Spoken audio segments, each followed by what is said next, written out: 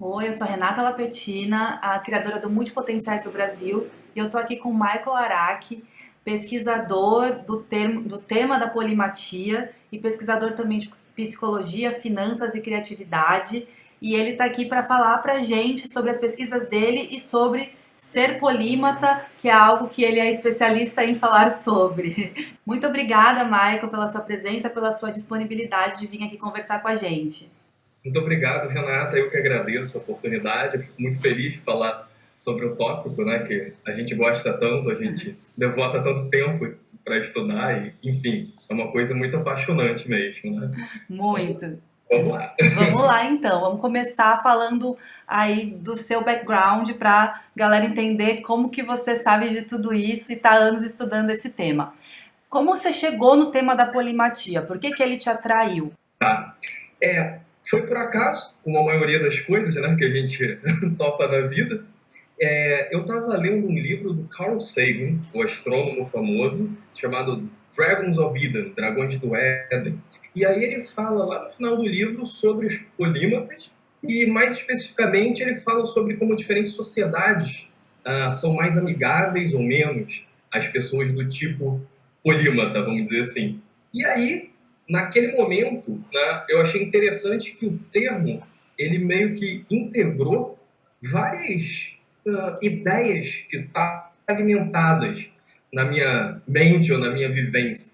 Eu acho que quando um termo acaba sendo poderoso, ou uma ideia poderosa, é porque ela tem a capacidade de juntar coisas que antes estavam fragmentadas. Isso a gente acabou até evidenciando cientificamente, né? Essa parte de como uma ideia poderosa junta coisas que antes eram fragmentos, né? E a polimatia veio assim para mim e depois eu fui descobrir a origem, né? Uma palavra já de 2.500 anos, ela é quase tão antiga quanto a própria civilização ocidental, né? Veio da Grécia Antiga, né? Polis, muitos, vários, e matia vem do substantivo matema, que é um conhecimento baseado ou no aprendizado ou em algo um pouquinho mais sistemático. Né? Então, um conhecimento como se fosse uma lição, né, que você consegue sistematizar. Aí a pessoa que é o polímata, ela tem vários conhecimentos sistematizados. Né? E aí, essa palavra foi evoluindo. Na verdade, todo polímata, ou proto-polímata, ou multipotencial, ele meio que tem uma crise de identidade, né? Porque a sociedade ela dá um prêmio muito grande para a pessoa que consegue focar naquela área e tem a sua paixão muito cedo na vida, né? E a pessoa que tem esse drive, né? Até uma palavra difícil de você traduzir, esse ímpeto polímata, ela tem uma dificuldade, ou ela tem uma resistência a se encaixotar desde cedo. Você um X, né? Você sei lá, um financista, um médico, especialista em infectologia, agora, é importante. Mas, enfim, algumas pessoas conseguem ter isso, e é ótimo. O problema é quando a sociedade, ela valoriza apenas esse tipo de pessoa, esse tipo de possibilidade, e ela pune sumariamente pessoas que tentam fazer coisas ou que estão nas interseções, né, dos campos ou que englobam, né, de forma, digamos assim, horizontal diversos campos.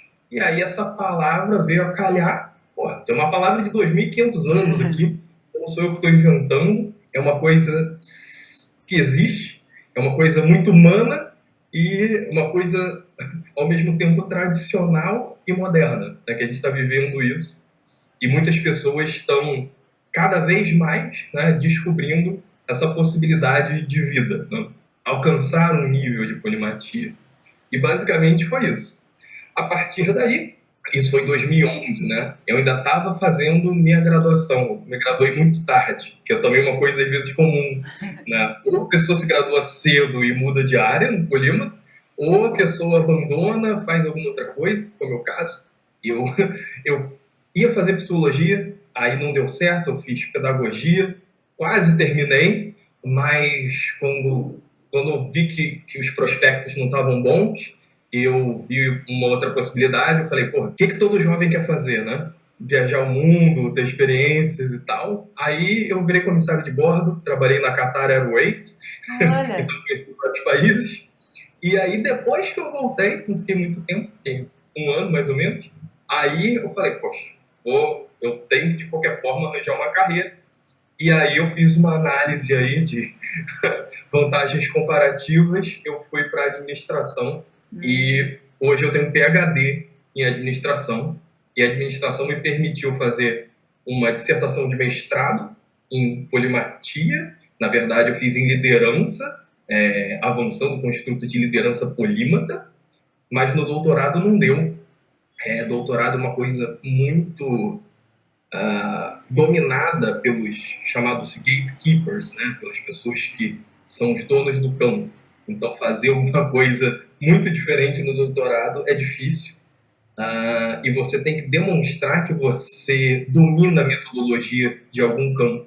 E aí eu fui para um caminho mais tradicional, mas em finanças, Ah, né? entendi. Com uma mistura um pouquinho de governança e tentando trazer algumas ideias novas.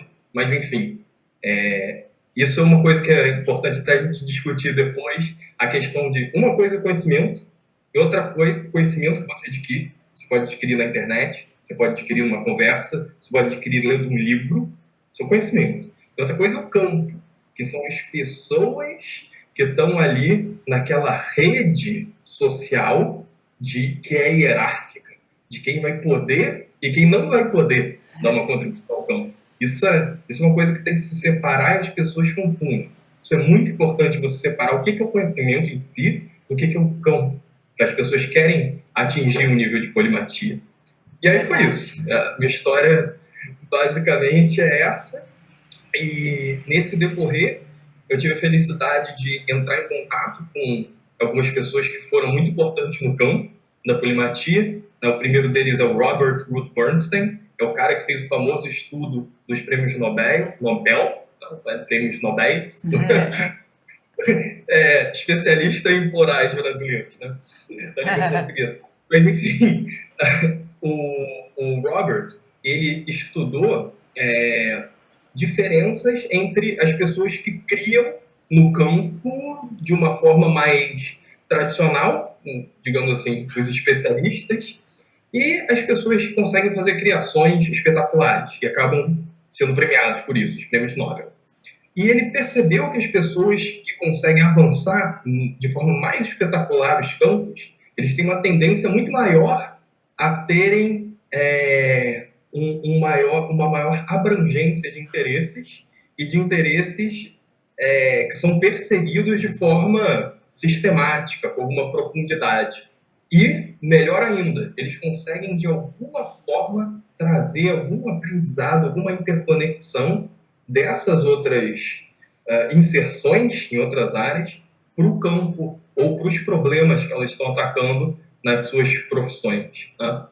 E ele viu que é cerca de 27 vezes mais provável que uma pessoa que ganha o prêmio Nobel tenha também uma avocação, que eles chamam de hobby, né, sério, em uma outra área. Isso foi muito popularizado no livro do ano passado chamado Range, do jornalista David Epstein.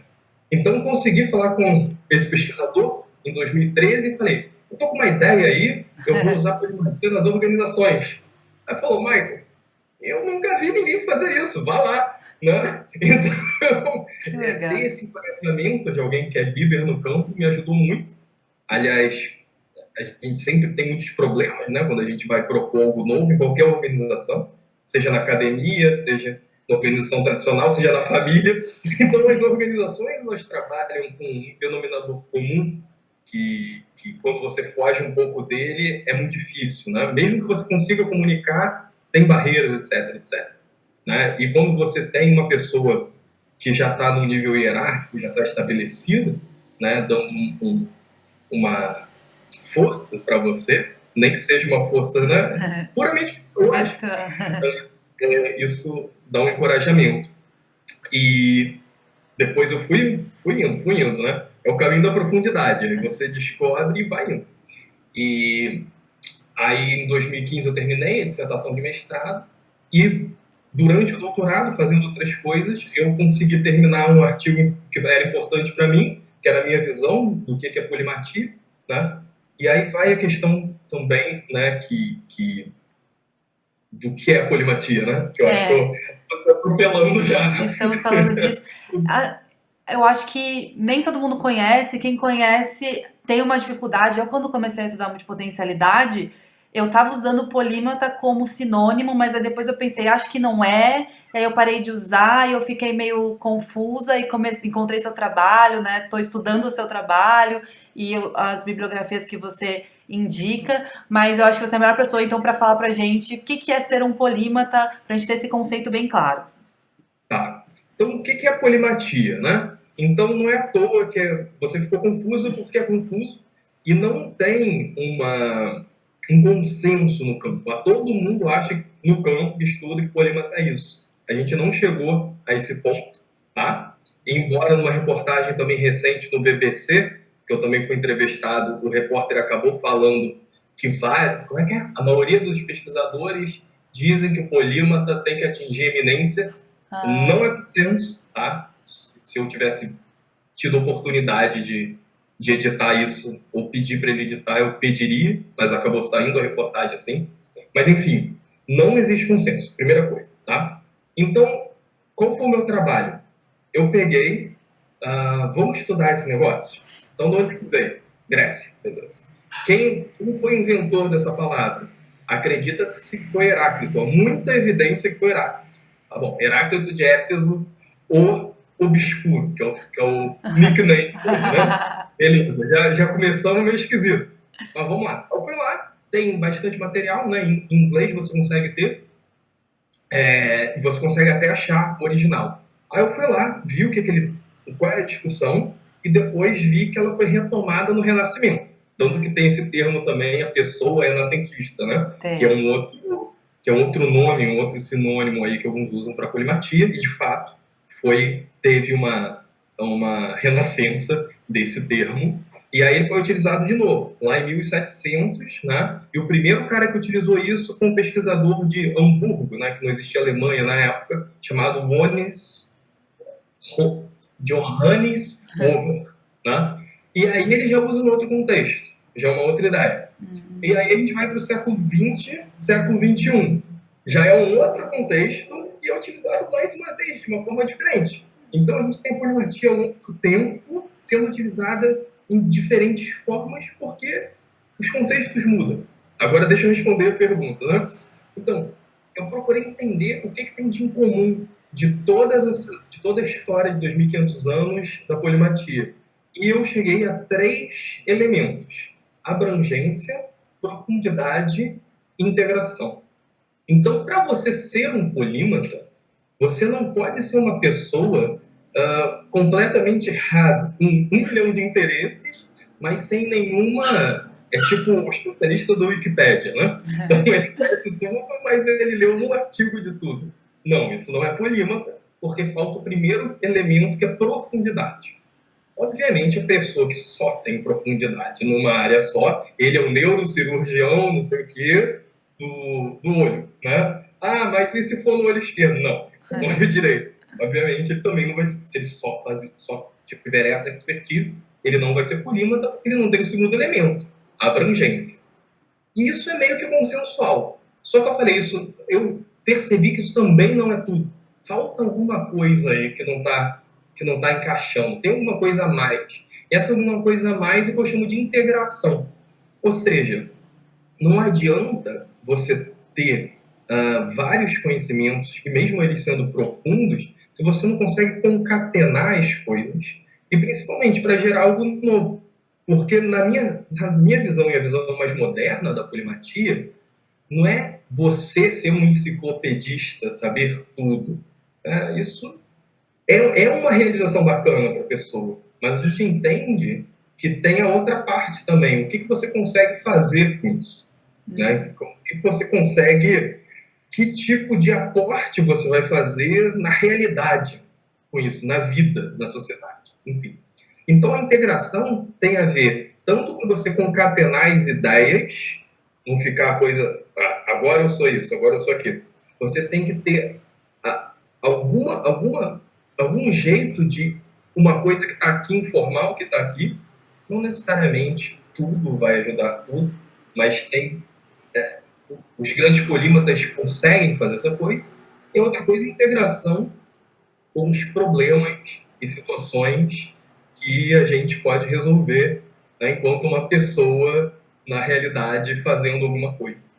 Que é uma ideia um pouco diferente do polímata que nasceu no Renascimento, que era meio que um enciclopedista, ele juntava. Então a integração tem essas duas coisas. Então tem a criatividade de você conseguir juntar peças diferentes e tem o aporte que você consegue fazer. Ainda tem a terceira integração, que a gente também viu em estudos, que os polímatas mais bem-sucedidos, eles conseguem integrar em sua personalidade toda a sua rede de empreendimentos, que é um termo que um psicólogo chamado Howard Gruber trouxe no final dos anos 80, né? Em inglês, Network of Enterprises. Então, uma rede de empreendimentos que você está buscando, por exemplo, resolver um problema, mas ao mesmo tempo você também tem outras coisas. Quem faz uma coisa só na vida, né? Então, estou fazendo tese de doutorado, também estou fazendo outras coisas. Então, cada coisinha que você faz, cada coisinha que você busca é um empreendimento pessoal. Aí eles juntos formam sua rede de empreendimentos. Okay. E os polímatas mais bem-sucedidos, eles são bem-sucedidos em integrar essa rede em algo mais unificado, mais sinérgico. Entendi. Então, a ideia da polimatia, em suma, são 3 elementos: profundidade, abrangência e integração. Então, daí a gente parte para as definições acabam sendo, como é que eu posso dizer, variações nesses temas. Entendi. Tá? Daqui para frente eu vou usar o seu conceito, que eu achei muito bom e muito bem formulado. E aí você acha que então existe uma diferença entre o conceito de multipotencialidade e polimatia? Aí isso já ajuda, né? A outra coisa importante também, né? Aí quando a gente pensa nos 3, né, elementos, abrangência, profundidade e integração, né, a gente está pensando numa realização, né? A gente fala até accomplishment em inglês. A questão da multipotencialidade, né, a gente fala em potencial, a gente está falando um pouco antes da realização, né? E o que acontece? Na academia, a multipotencialidade foi quebrada em 2 coisas. Uma seria as múltiplas habilidades, que seriam múltiplos talentos, que você pode medir de uma forma a comparar sua performance com a dos outros. Tipo um teste de QI, né? Então, na academia tem muito isso. O construto, a ideia, ela é definida de acordo com como você vai medir, como você vai operacionalizar. Então, esse é uma perna da multipotencialidade. A pessoa que tem scores altos em diferentes campos. Entendi. Então, tem o teste de inteligência verbal. Aí a pessoa tira teste de inteligência visual, tirar teste de inteligência lógica matemática. Aí seriam 3 subdomínios, né, do talento humano, e ela tira scores altos em vários subdomínios do talento humano. Isso seria múltiplas habilidades. E outra coisa é múltiplos interesses, que é não apenas, legal, digamos que eu tire um score alto em verbal e eu só queira estudar matemática. Então, eu tenho múltiplas habilidades, mas não necessariamente tenho interesse, eu não engajo minha conação, minha motivação, né, que é a energia que a gente usa para fazer as coisas, nessa tarefa. Aí faltou uma perna. Tá? Então, a academia entende que o multipotencial ele teria múltiplas habilidades e múltiplos interesses. Tá. Se a gente aceitar isso, a polimatia viria um pouco depois, que seria o desdobramento lógico disso. Então, se a pessoa tem múltiplas habilidades e múltiplos interesses, e ela continua nesses caminhos, ela devota a sua energia para tal, é esperado que em algum momento ela vai conseguir realizar um conhecimento que seja ao mesmo tempo abrangente, profundo e integrado.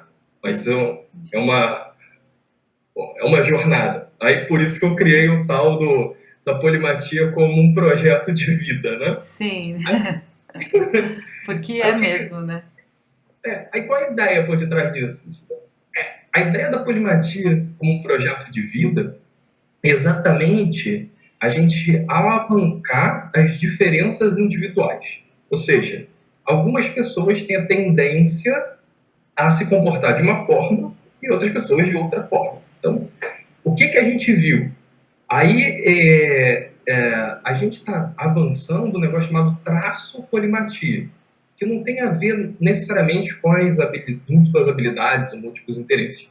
É uma nova ideia que seria uma constelação de atributos do temperamento e alguma coisa da personalidade também, mas a gente está tentando ir lá do temperamento, depois eu vou explicar por quê, que se você tiver uma dada configuração, é muito provável que você vá querer buscar conhecimento de forma profunda, de forma abrangente e integrativa, né?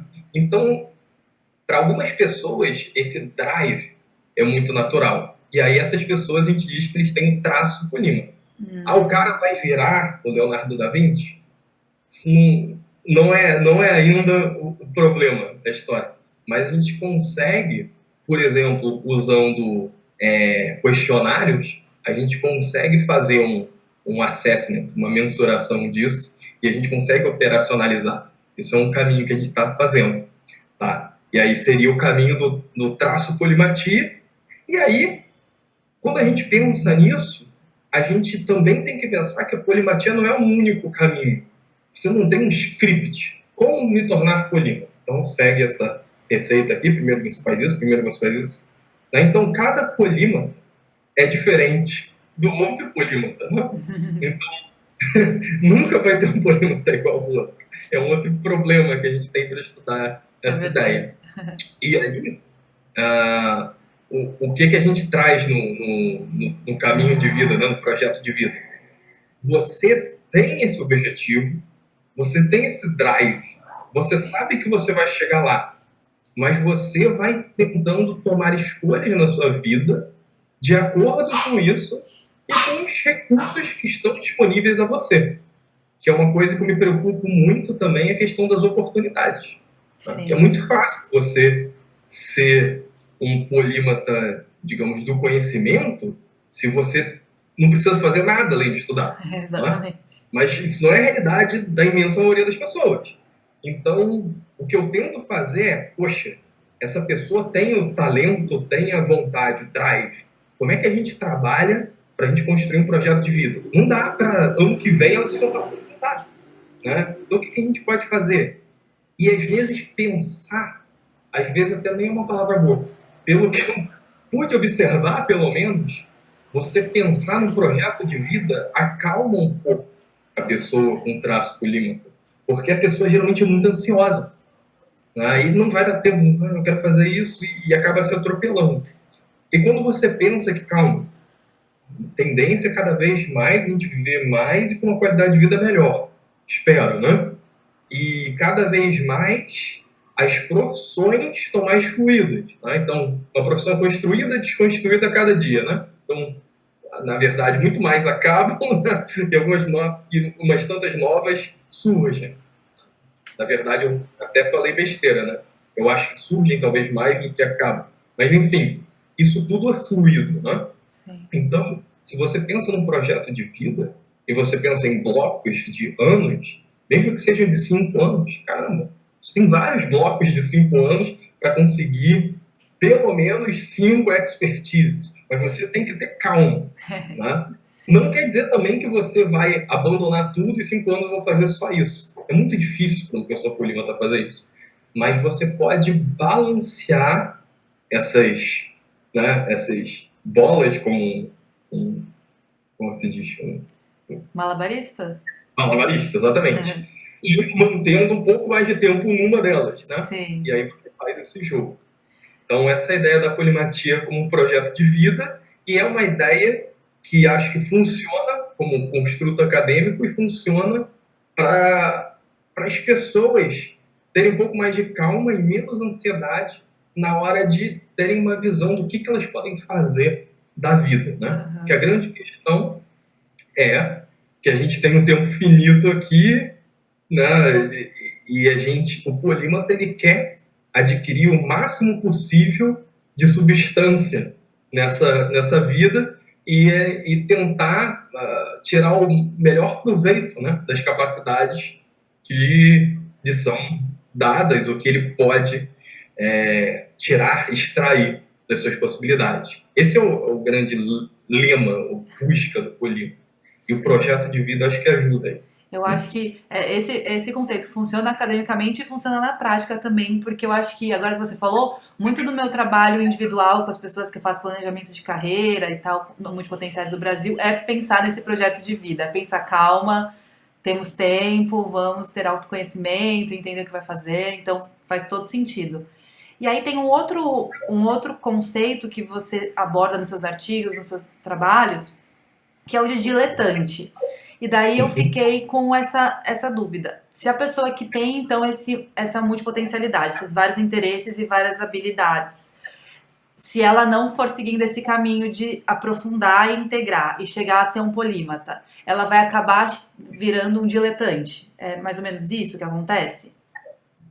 Então, quando você usa os três elementos, né, abrangência, profundidade e integração, o que falta ao diletante é, primeiramente, profundidade e, muito possivelmente, integração, né? Porque para você fazer uma integração boa, você tem que ter profundidade também, primeiro, né? Então, o diletante, ele acaba indo só numa das pernas, que é a perna da abrangência.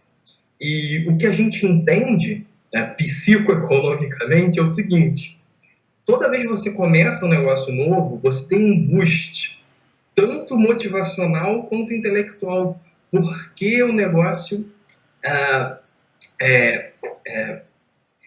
não tem uma tradução boa. Você tem um arousal, né? Você tem uma excitação para aquela tarefa e você vai lá, e você consegue muitas recompensas, né? Rápido, aprendendo. Mas chega um tempo que a curva começa, né, a diminuir. Sim. Então, você vai diminuindo a derivada, como o pessoal diz. E aí, as recompensas começam a diminuir em relação ao esforço. E aí, a pessoa fala, poxa, mas eu tenho outra coisa ali. Né? E aí a pessoa vai sempre buscando de novo essa droga, né?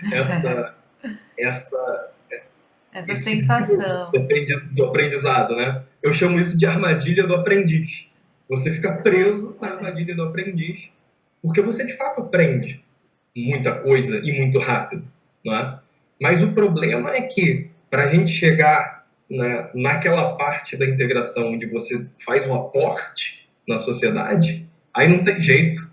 Você tem que se engajar com o campo, você tem que se engajar com os especialistas, e isso requer um esforço e atenção prolongada.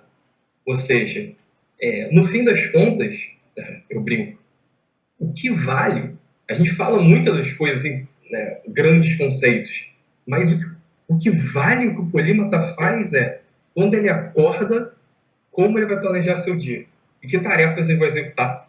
Então, no fim das contas, tudo se resume a isso. Né? Então, e saber manejar isso. Né? Agora eu tenho uma filha de 3 anos. Então, esse meu planejamento, hoje em dia, ele depende muito mais de fatores do que antigamente. Sim. Antigamente, então hoje eu vou dormir mais tarde, amanhã eu acordo mais cedo, blá, blá, blá. Eu sabia o que eu ia fazer, né? Aí hoje não, tem que me programar e tentar otimizar os espaços de tempo que eu tenho. Então, o que você... primeiro, o que te anima, né, quando você acorda de manhã? Você tem alguma coisa que te anima? Cada vez mais a gente vê que as pessoas não têm, porque o mundo é muito frustrante. Aí você fica empolgado, cara, vou aprender piano. Aí você começa a estar bacana e você vai no YouTube e vê a garota chinesa de 5 anos. Isso tipo, é duro, mas existe. Pois é. E aí você, não, o piano não serve mais. Né? Enfim, o que vale é o que você vai conseguir fazer, se você vai conseguir manter essa empolgação o tempo, né, necessário para você chegar até a expertise, para você chegar a ser capaz de dar o aporte, né? Então, vou tocar piano de um jeito que encante as pessoas. E as pessoas já estão acostumadas com pessoas magníficas tocando piano. Não é fácil você encantar alguém tocando piano, né? Então, o problema está aí, né? Então, enfim, o diletante, ele acaba, na verdade, sendo um pouco mais voltado para o seu prazer do aprendizado e menos voltado para o que ele precisa fazer para conseguir aportar algo de forma diferenciada. Entendi. E aí, se ele consegue vencer essa barreira, aí ele vai, no fim das contas, todo dia ele consegue tirar essa motivação de algum lugar. Não, então tenho tarefas para se fazer. Quero ser pianista, então tenho que fazer o exercício, tenho que fazer o anon, tenho que tocar as musiquinhas tal, não é? Sim. Então, ele vai ter que fazer isso durante vários dias e não tem escapatória. Ah, ele é o maior gênio do mundo, o maior talentoso do mundo. Não tem escapatória, ele tem que fazer isso todos os dias. O trabalho duro. O que difere o maior gênio do mundo é que ele consegue extrair todo dia motivação, alguma dose de felicidade. Nem sempre é tão prazeroso, né? Porque o trabalho, ele, por definição, ele envolve uma contraparte, ele envolve uma coisa um pouco chata, um pouco, né? Então, por definição, mesmo que seja uma coisa que você goste inerentemente, eu adoro tocar piano, quando se transforma no trabalho, ela tem as outras atividades que você tem que aguentar por um certo período de tempo, se você quer sair da esfera do diletante para se tornar alguém que vai aportar nesse campo. E aí a coisa fica realmente um pouco mais apertada. Então é isso. Não adianta, nesse sentido, você tem muita gente, muito talento natural, né? Aí a pessoa também sabe disso. Pô, se eu conseguisse jogar essa energia num lugar, eu seria muito bom. Isso pior que é verdade. Mas é um trabalho. Vamos lá. Hoje eu vou decidir que a armadilha do aprendiz é uma armadilha. E onde é que eu consigo, né? Como que eu vou conseguir montar uma estratégia para alocar minha energia de forma consistente, né, em alguma coisa? Para não E aí cair ele na tem que armadilha. fazer isso. Mas a beleza da pessoa que tem esse drive, que tem essa multipotencialidade na veia, é que em algum momento ela vai começar a fazer conexões. Então, ela vai conseguir usar esses aprendizados de outras áreas para trazer alguma coisa especial e tudo que a gente faz muito também, a gente melhora. E aprendizagem também é uma capacidade. Então, pessoas que conseguem, que têm uma exposição a diversas aprendizagens, elas vão ter menos dificuldade quando tem que aprender algo novo, ou para lidar com mudança, o chamado mundo VUCA. Então, quem vai lidar com o mundo volátil, incerto, complexo, ambíguo, melhor? Quem já está acostumado a toda hora estar exposto à novidade, óbvio. E o polímata, o multipotencial antes, né, é uma pessoa que naturalmente busca essa exposição. Então, naturalmente, ele estaria num lugar privilegiado, uma vez que ele consiga estar numa situação, né, tem uma expertise para aportar alguma coisa, ele vai conseguir fazer isso de uma maneira diferenciada, acredito. Perfeito. Pelo menos o que a gente percebe. Perfeito, concordo. E aí eu ia te perguntar sobre a questão de começar as coisas e não terminar. Você já falou um pouquinho disso. E se você quiser acrescentar alguma coisa, mas eu gostaria que você falasse de um termo que você usou, um conceito que você usou em um dos artigos seus que eu estava lendo sobre o prêmio psicológico. Já fala pra gente? Isso é muito bacana, né? Eu aprendi esse termo com a Barbara Sher, né? Ela escreveu o livro Refuse to Choose, que é recusando seu escolher, não sei se tem em português. Ela até faleceu recentemente, não foi de Covid, pelo que eu sei, mas ela já tinha bastante idade. E o livro dela é fantástico, eu gosto muito. Não é um livro acadêmico, né? É um livro assim super... É a experiência dela. Né? Ela sistematizou as coisas que ela viu e tem insights maravilhosos no livro. E um deles é a questão do prêmio, né? Então, por exemplo, vou usar o exemplo do piano, né? Então, não necessariamente a pessoa buscou o piano porque ela queria ser um grande pianista concertista. Às vezes, ela queria tocar aquela música que ela ouviu quando ela tinha 11 anos, daquele filme, e a partir daquele momento, às vezes ela nem lembra, né? É uma busca inconsciente, né? E aí ela, de repente, aprende a tocar essa música, e a pessoa, a partir de então, começa a perder aquele ímpeto, né? De todo dia fazer os exercícios. Porque ela já conseguiu o prêmio dela. E aí vem o conceito da neurociência, da neuropsicologia, agora tá tudo junto. Mas, enfim, um conceito muito, muito importante que veio de estudo do sistema nervoso humano, uma linhagem muito longa, né? Desde Pavlov, o cara dos sinos do cachorro, né? E foi um cara chamado Joaquim Fuster, que sistematizou o conceito dessa forma. É o ciclo percepção-ação, que é, a gente tem parte, né, do nosso sistema nervoso, que ele é, obviamente, tunado, feito para a gente receber estímulos de diferentes fontes, né? E a gente tem outra parte, outro sistema, que é para a gente atuar no mundo, né? Então, percepção, ação. Eu trago esse conceito para a questão da criatividade e para a questão das nossas atividades. Você tem uma excitação, algo te estimula, traz arousal, que eles chamam em inglês na psicologia, e você busca uma resolução disso. Tá? Então, tem algum... Quando alguém te conta um enigma, né? Você fica com aquilo na cabeça. Então, alguns estudiosos veem essas vontades como se fossem enigmas, né? Que a gente vai resolvendo. E aí, no caso, o enigma do piano era conseguir tocar uma certa música. Então, a partir daquele momento, se o enigma para a pessoa foi resolvido, não faz tanto sentido continuar na tarefa e acaba sendo uma punição, acaba sendo um negócio pesado. Então, aí que vai a sabedoria, né? Então, tem momentos que você abandona e tem momentos que você tem que continuar, né?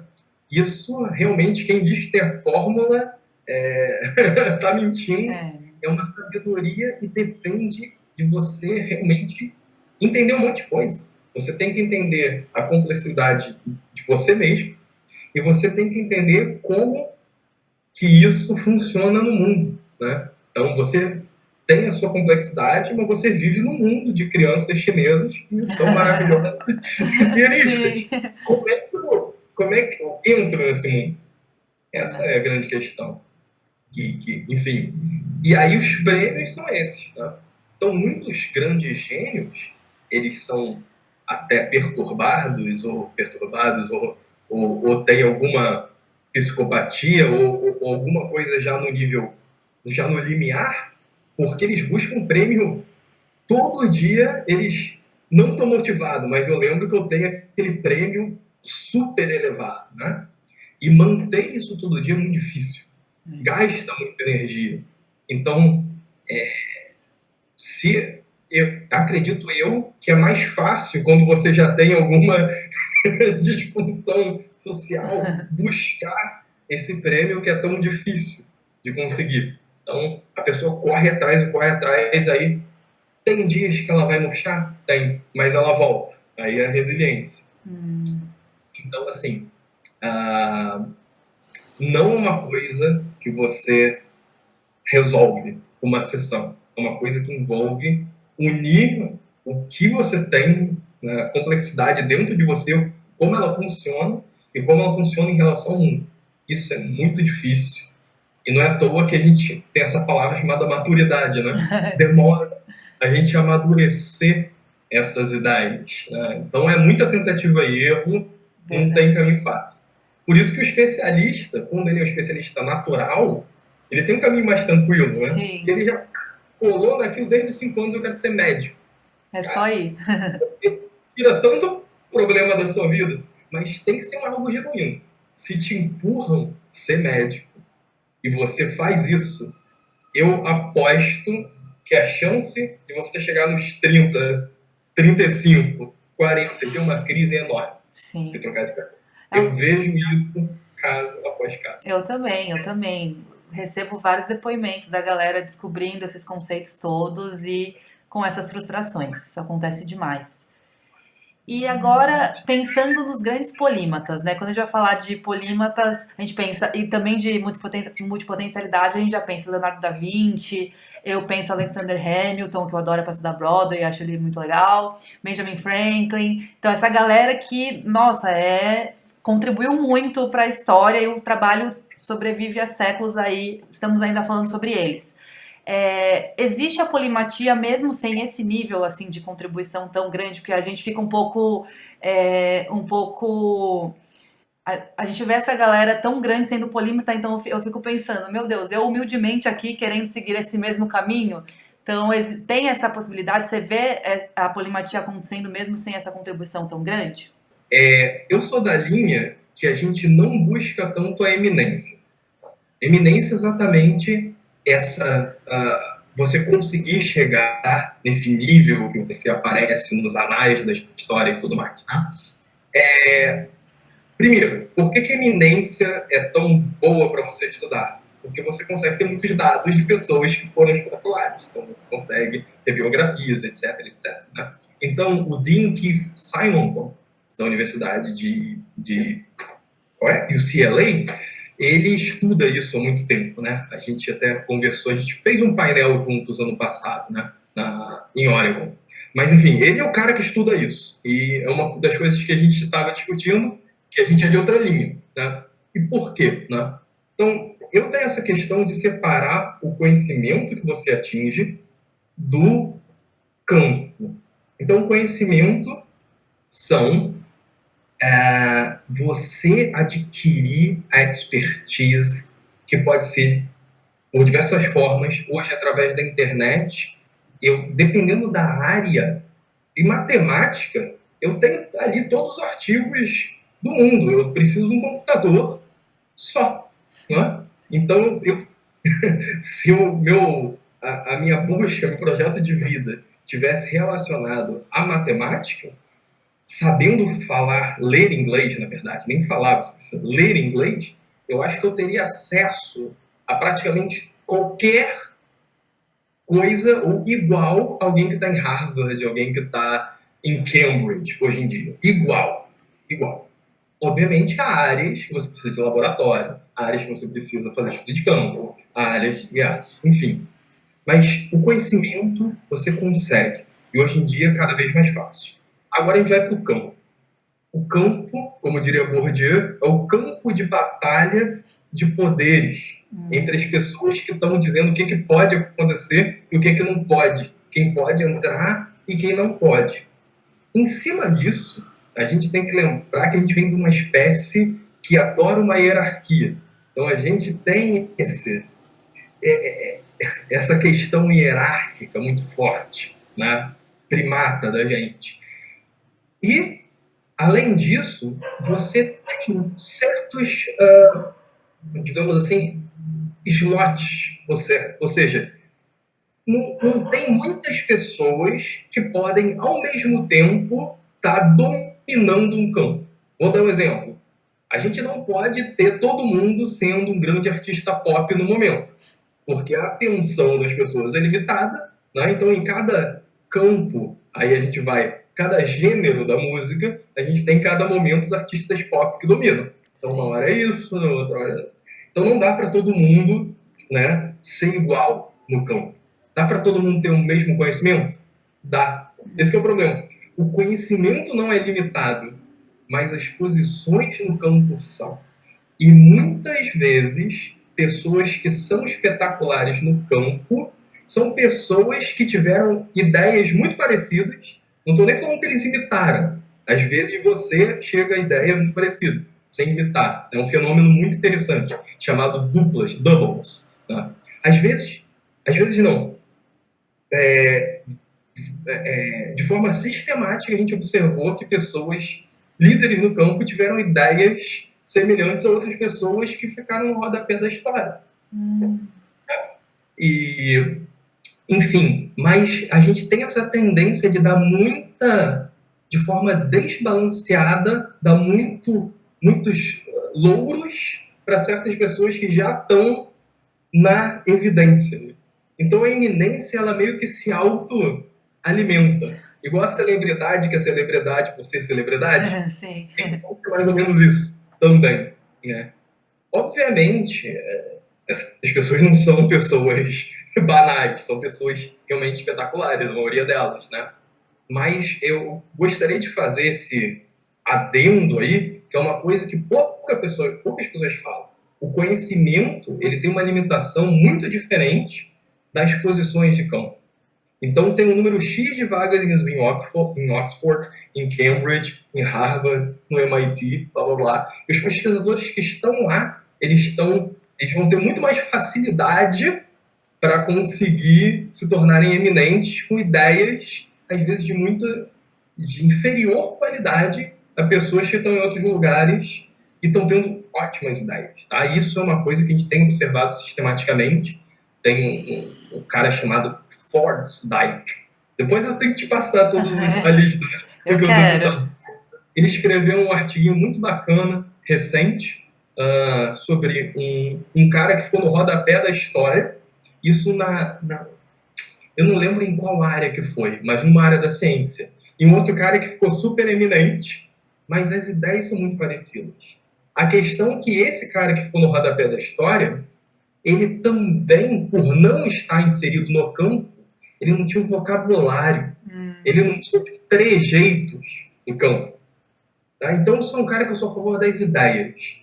Eu acredito em ideia e eu sei que, por exemplo, a ideia da polimatia ela vai estourar. Se vai ser da boca do Michael ou de sei lá quem, eu não sei. Tá? Pode ser. Então, assim, o Michael é muito menos importante do que a ideia da polimatia. Mas quando a ideia da polimatia sai da minha boca, eu viro eminente. Uhum. E a gente está vendo, não é à toa que está tendo um boom, né, de interesse. Então, as ideias são, mais uma vez, eu volto, a pessoa com a sociedade.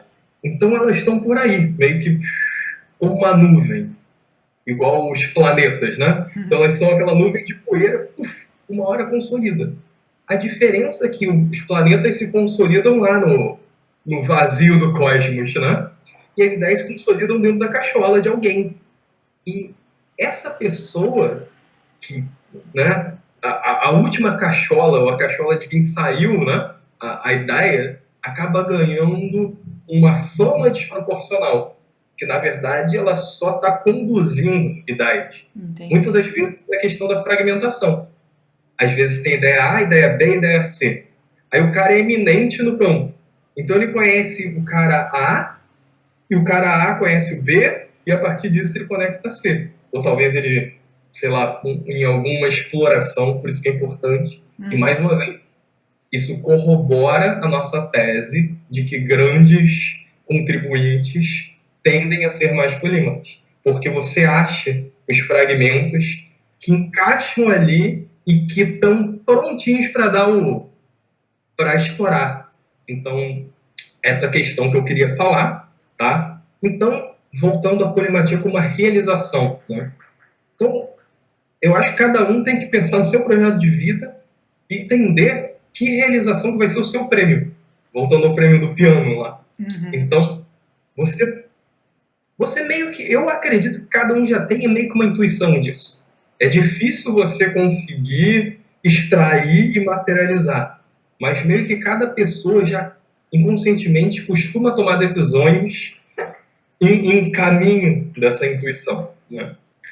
Enfim, e aí, às vezes você consegue essa realização, tanto a nível pessoal, e se você põe aí essa realização como eu botei, se você põe junto da integração, você conseguir dar esse aporte, você consegue fazer, mas às vezes o resto ou o campo não vai te apreciar, no caso do Van Gogh, ou a sociedade inteira não vai te apreciar, que é o caso do Van Gogh de novo, mas às vezes essa apreciação vai ser póstuma. Assim, eminência é muito bom para você estudar, porque você extrai dados. Então, fulano teve 71.538 citações. Se o cara não é eminente, você não consegue saber que ele teve 78.532 citações. Sim. Você não consegue... Você não tem uma biografia para saber o estilo de pensamento dele. é difícil fazer um estudo. Mas, voltando ao fenômeno, né, eu sou a favor da ideia, eu sou a favor do conhecimento. Agora, o que o campo vai fazer é idiosincrático. Às vezes você tem um líder muito bom que, caraca, o cara abre o caminho do campo. E às vezes você tem um trava-roda, ou toda uma instituição, né, trava-roda, e você trava possibilidades imensas, né? Isso aconteceu várias vezes na história. Então, na Grécia, eles não buscaram, por exemplo, os números negativos, a questão da raiz de 2 lá, seria um caminho. Não sei, Pitágoras não quis.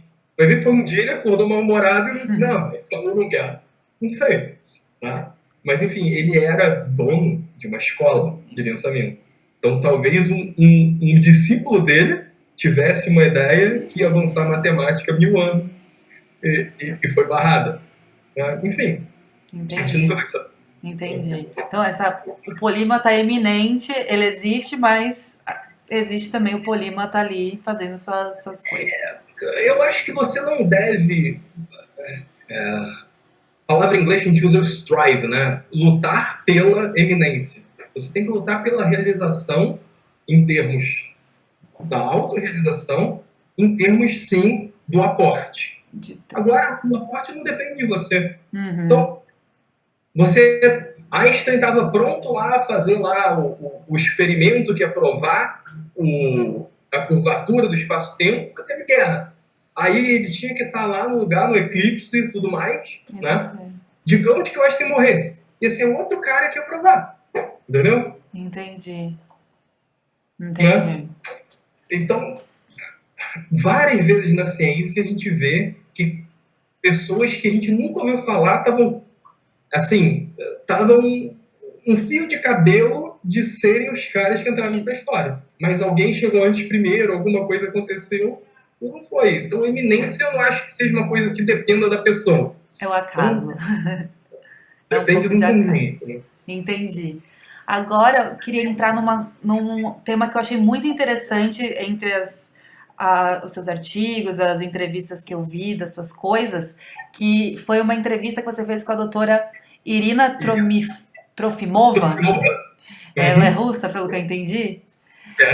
E ela é do Departamento de Psiquiatria e Neurociência Comportamental, né, de uma universidade lá do Canadá, e essa entrevista era sobre neurociência, a neurociência da polimatia. Você poderia falar um pouquinho pra gente sobre isso, o que tem a ver a polimatia com o nosso cérebro? Claro, foi fantástico, na verdade. Eu conheci ela em 2018 na APA, né, no encontro anual da Associação de Psicólogos Americanos. Embora eu não seja psicólogo, mas eu sou filiado à APA para ir nesse evento, né? E o engraçado é que eu ia numa outra palestra de um cara muito bom também, só que eu dormi demais. A palestra do cara. Era o último dia, eu estava muito cansado. E aí eu falei, o que eu posso ir no lugar? Aí apareceu a palestra dela, eu fui, né? Foi fantástico, né? Eu fiquei boquiaberto e logo depois eu falei com ela, falei, caraca, né? Quero aprender contigo, né? E aí ela meio que me adotou, né? Depois e me ensinou um monte de coisa e depois eu convidei ela para ir nesse evento que foi todo ano, né? Esse Apoesse está tendo um evento, uma conferência de criatividade na Universidade de Oregon do Sul, né? Capitaneado pelo Mark Rum. E aí ela foi, a gente fez um painel. Então, esse painel eu estou citando toda hora, né? Mas vale a pena. Que é com ela, com Simon, com Robert Ruth Bernstein, a Angela Potelessa, que fez também uma tese sobre polimatia. Eu queria que o Peter Burke também fosse, que é um historiador, mas ele está na Inglaterra, ele também já está velhinho, eu nem chamei. Seria meu Dream Team, quase Dream Team completo, mas já valeu, pô. Foi muito bom. Agora falando sobre o nosso cérebro, né? Eu vi que você entrevistou a doutora Irina Trofimova, do Departamento de Psiquiatria e Neurociência Comportamental de uma universidade lá do Canadá. e falando sobre essa questão da neurociência com a polimatia. Você podia explicar um pouquinho pra gente sobre isso e se existe algo diferente no cérebro da pessoa que tem essa tendência de ser polímata? Então, sim, sim, é verdade. E a história de como conheci a Irina foi bem interessante. Eu conheci ela na conferência da APA, Associação de Psicólogos Americanos, embora não seja nem psicólogo nem americano. Isso foi em 2018. E, na verdade, eu estava programado para ir numa outra palestra, também de um cara bem bacana. Eu acabei dormindo demais. Era o último dia, eu estava super cansado, né? E aí, já que eu tinha perdido essa palestra, eu fui ver, poxa, que outro evento, que outras pessoas interessantes estão falando. Aí eu vi rápido no programa e acabei caindo na palestra da Irina, né? Aí tava ela, o marido dela, que é físico e médico, né? E tem 2 doutorados, também da mesma Nossa. universidade, e mais outro pesquisador, né? Era um painel. E aí eu fiquei fascinado, né? Com tudo que ela estava falando e com como ela conseguiu integrar é, a vertente já antiga da pesquisa de temperamento, que na verdade são os traços biopsicológicos que modulam o nosso comportamento, e logo depois que acabou a palestra, eu fui falar com ela, né? Durante a palestra eu já fiz algumas perguntas, e logo depois eu fui falar com ela, né? Com os outros também, e daí ela meio que me adotou, né? Como me mentorou, usar as palavras do momento, e a gente está trabalhando em ah, em alguns artigos, em alguns avanços aí bem interessantes. Inclusive, ela está me ajudando a finalizar o questionário de traço polimatia, que é uma coisa Ah, que que, legal. inclusive, é bacana falar. Mas, enfim, o que a Irina estuda e o que tipo de descobertas ela chegou, né? Então, ela, procurando entender as bases, né, biopsicológicas, bioquímicas também, do comportamento, ela chegou nesse construto, hoje, nos conceitos relacionados ao temperamento, que é diferente da personalidade, que é uma tradição um pouquinho diferente. A personalidade, ela geralmente é mais estudada na tradição norte-americana, que o cara fez? Gordon Allport, lá em 1930, até um pouco antes, e outros, pegaram um monte de adjetivos e tentaram ver, vamos ver se a gente consegue descrever as pessoas em adjetivos. E aí pegaram o dicionário, vamos lá, 5.000 adjetivos. E aí, daí eles foram vendo que alguns adjetivos eles vão se agrupando em fatores, que aí vem o nome análise fatorial. E aí, hoje em dia, isso é refinado pelo modelo chamado o Big Five, que são os 5 grandes fatores da personalidade, que é abertura, conscienciosidade, extroversão, amabilidade e neuroticismo.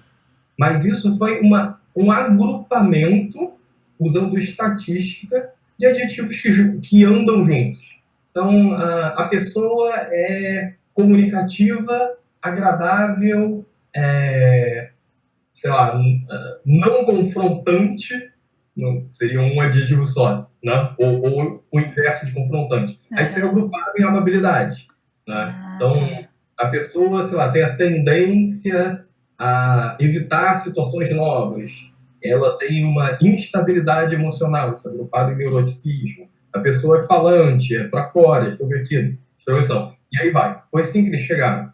Mas não tem uma teoria. Por quê? Não. A gente pegou o dicionário, estatisticamente, a gente fez análise fatorial e deu nisso. Deu em 5. Dependendo dos parâmetros, vai dar 4, vai dar 8, vai dar 1, vai dar 2. E isso gerou um teste de personalidade, essa análise fatorial? Esse é o jeito mais clássico e o mais tido como científico no estudo da personalidade. Tá? Entendi. Então, o problema é que não tem teoria. Então, surgiu isso, e aí depois os pesquisadores foram procurar, será que tem alguma base biológica isso? Tá? Mas o que ela fala é, cara, isso é o inverso. É como se Galileu perguntasse para os construtores de telescópio para onde ele deve olhar, para quais estrelas ele deve olhar, ao contrário. Né? Então o telescópio é um instrumento, não é ele que tem que dizer como a astronomia deve ser feita. Né? Então a gente tem que ter uma base teórica de algum lugar. E qual é o lugar de onde vem o comportamento humano? É da biologia. Então nós somos máquinas, né, bioquímicas. Nosso cérebro também é uma máquina bioquímica, né? E ela é modulada, moderada, enfim, nosso comportamento é totalmente modulado por esses neurotransmissores que a gente chama, né? Alguns mais famosos, dopamina, serotonina, noradrenalina, enfim. Então, se existe alguma base no comportamento, ela tem que estar em algum lugar da nossa Constituição e ela tem que caminhar, ou melhor, ela tem que estar em linha com o que as outras disciplinas dizem. Mais ou menos o seguinte: se existe átomo na física, ele também vai se comportar da mesma maneira na química, também vai se comportar da mesma maneira na biologia. Não dá, não. Na física a gente tem átomo, mas na química a gente tem blacks. Entendeu? E cada um se comporta de um jeito. Não.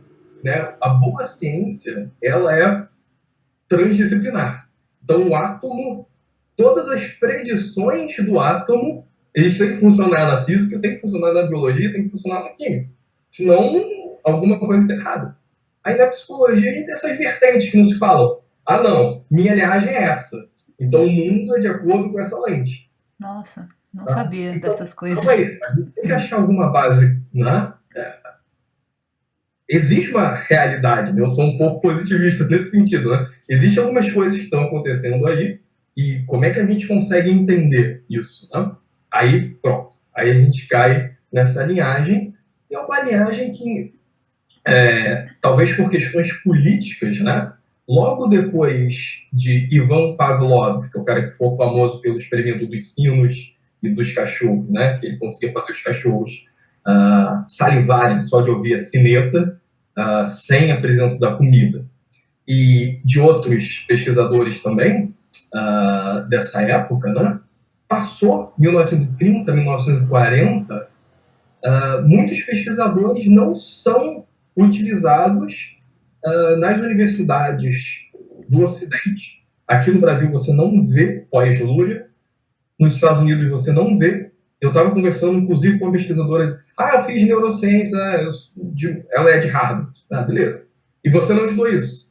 Porra, que tipo de curso você fez? Né? Enfim, então só para mostrar como isso até hoje influencia e afeta a ciência de uma forma negativa.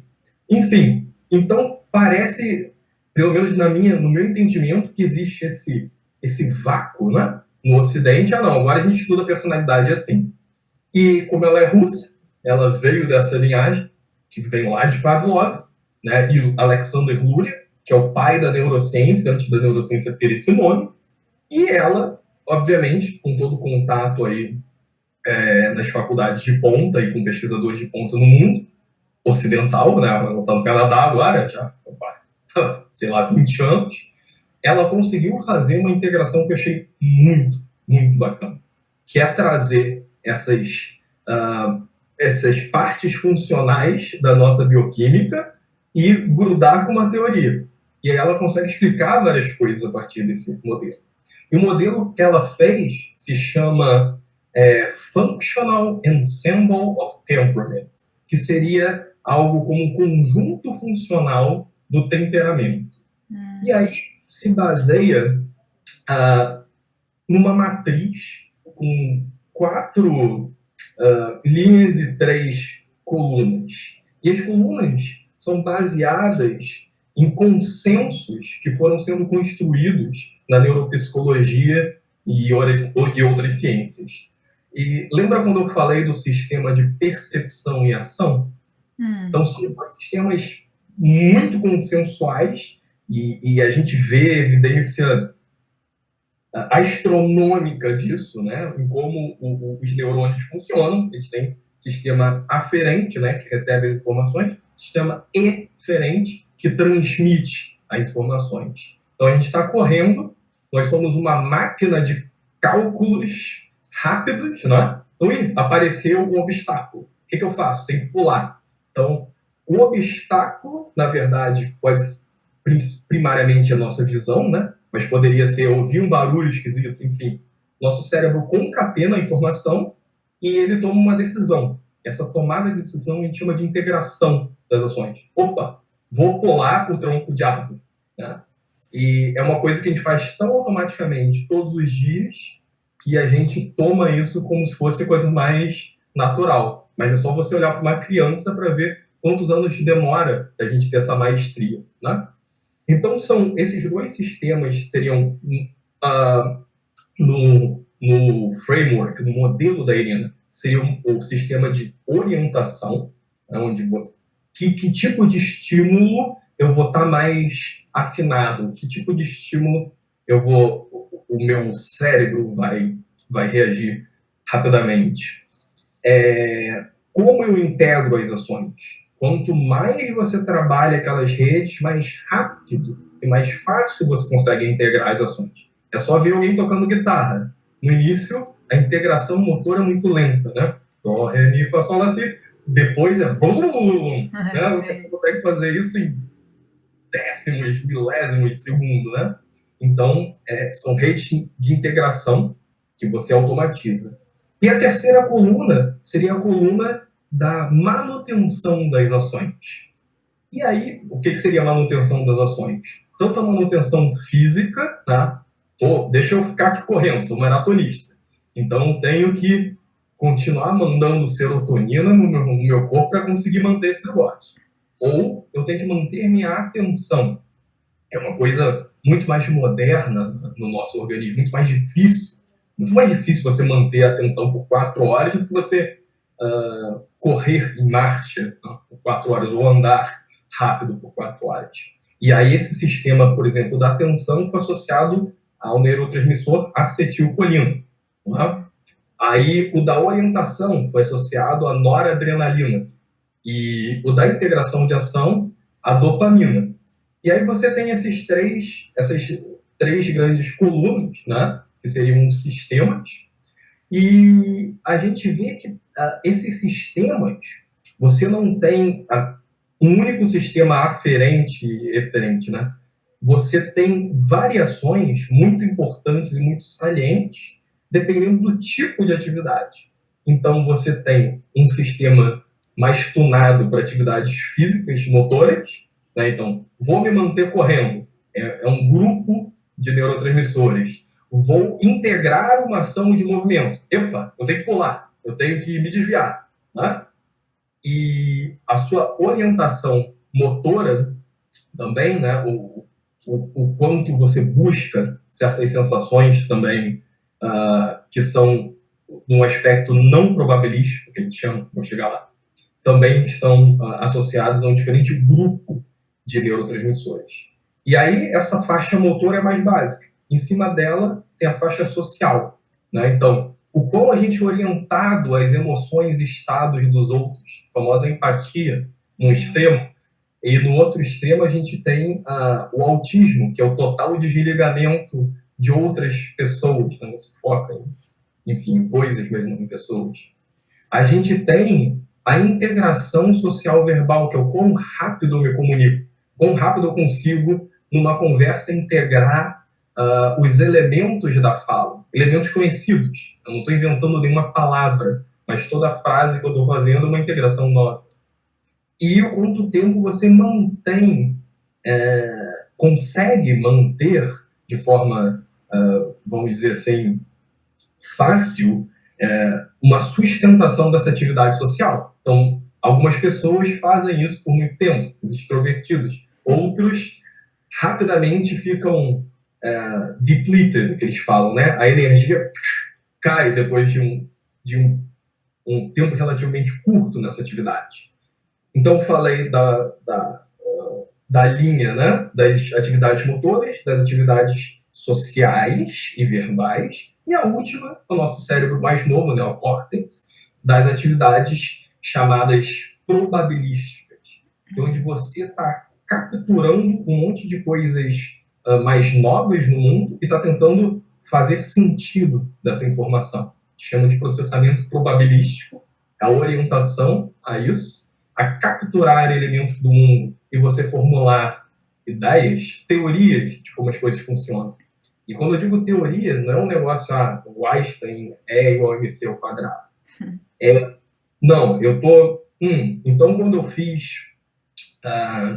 quando eu falei dessa forma, a pessoa reagiu assim, aí quando eu escrevi o texto, ela reagiu assado. Você vai coletando informações e vai formulando uma tese de como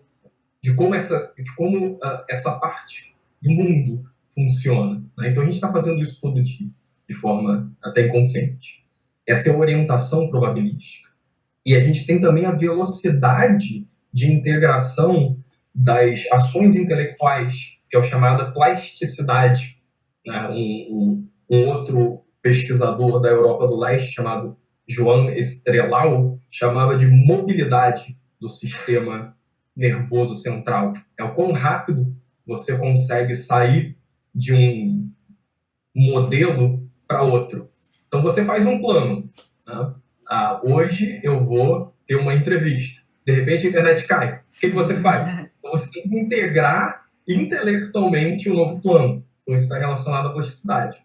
E por último tem a sustentação intelectual, que é a famosa atenção, sustentação da atenção, que essa, por exemplo, está relacionada à acetilcolina. Então a gente tem, eu já fiz uma matriz 3x3, só falta a última, que são chamados os amplificadores emocionais, que são 3 escalas ou 3 elementos, que é o neuroticismo, que é o quanto a pessoa evita situações muito novas e de muita incerteza, busca pela segurança. Você tem impulsividade, que é o extremo da integração, né? Você integra muito rápido as suas ações e vai. Então você não tem um sistema de inibição funcionando, né, de uma forma mais acentuada. Então você rapidamente agora é isso. Essa é a impulsividade. E por último, você tem o sistema da confiança ou satisfação, que é o quanto você consegue se manter bem consigo mesmo, inclusive a despeito de estímulos externos, talvez até negativos. Eu já vou chegar lá na polimatia. E aí a gente vê, e aliás esse é um artigo que eu quero fazer, algumas coisas que eu falei, por exemplo, aparecem lá no MBTI, o famoso questionário, né, da internet dos 16 tipos, né, que tem, são 4 dicotomias, né, introversão e extroversão. Então, isso foi a primeira coisa a ser descoberta. Então, introversão e extroversão tem no MBTI, tem no questionário do Einstein, tem no Big Five, tem no nosso também, né, porque foi muito saliente na pesquisa que tem essa diferença, né, do excitação e inibição. Isso tem em vários modelos. E o MBTI fala de quem é sensorial e quem é intuitivo, né, pensamento e sentimento, e julgamento e percepção. Esses outros construtos são um pouquinho mais problemáticos, né? Eles tomaram muita porrada do pessoal do Big Five. O pessoal que quis vender o Big Five como científico, né? Eles atacaram o quê? MBTI, que é popular. Então, esse é popular e não científico. A gente quer ser o popular e científico. E a gente está tentando eles. Né? Que eles são científicos no sentido estatístico. Mas, em teoria, eles nem descem para o parquinho. Eles não têm teoria. Né? Enfim, tudo é post, né? Ex-post, a teoria. Ela veio depois. Não é assim que a gente faz na ciência. E aí, enfim, é óbvio que mesmo esses outros questionários não tendo uma inspiração tão científica, são de observações. O temperamento observado há milênios. Na Grécia Antiga, a gente tem o modelo mais antigo de temperamento, que é a pessoa que é colérica, não colérica, fleumática e não fleumática, lá de Hipócrates, né? Temperamento, inclusive, vem dele, né? Que seria misturas químicas. Né? Temperamento, que depois foi os romanos, né? Pegaram essa palavra. E, enfim, Então, o que a gente faz, mais precisamente ela, em primeiro lugar, faz, é tentar construir uma teoria em cima disso que esteja em linha com os achados do estado da arte da neurociência.